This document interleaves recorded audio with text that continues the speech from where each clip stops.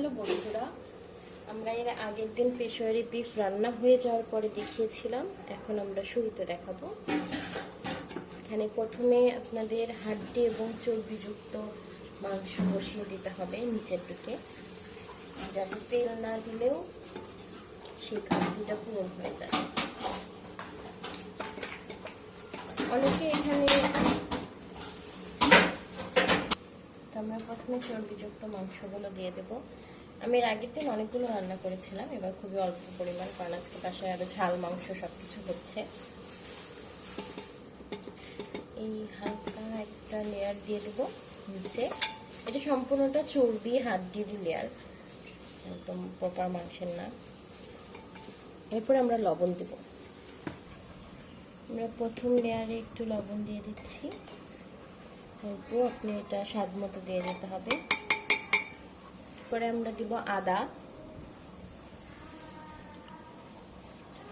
আদা আপনি লম্বা লম্বা করে কুচি করে নিতে পারেন, গোল করে, আমরা জাস্ট বেটে দিচ্ছি না, এটা লম্বা লম্বা করে দেব। এরপরে আমরা দিব গোলমরিচ আর লং, 2-1টা লং, খুব বেশি না। গোলমরিচ দিয়ে দেবেন আপনার স্বাদ মতো। আমরা আজ আলু অনেক বেশি দিয়েছি, কারণ আগের দিন আমাদের এই মাংসের আলুটা খুবই ভালো লেগেছিল। তারপরে আমরা আজ ক্যাপসিকাম দিচ্ছি, আমাদের রুমে ছিল, আমরা ভাবলাম যে একটু দিয়ে দেখি কেমন লাগে। এরপর আমরা দেব একটু টমেটো, তারপরে রসুন।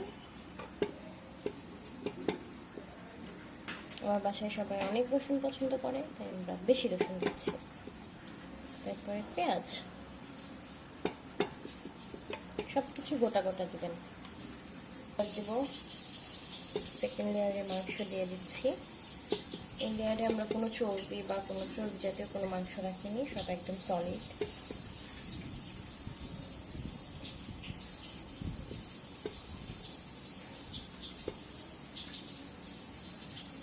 এরপর আমরা আবার লেয়ারিং করবো। টমেটো দিয়ে দিচ্ছি,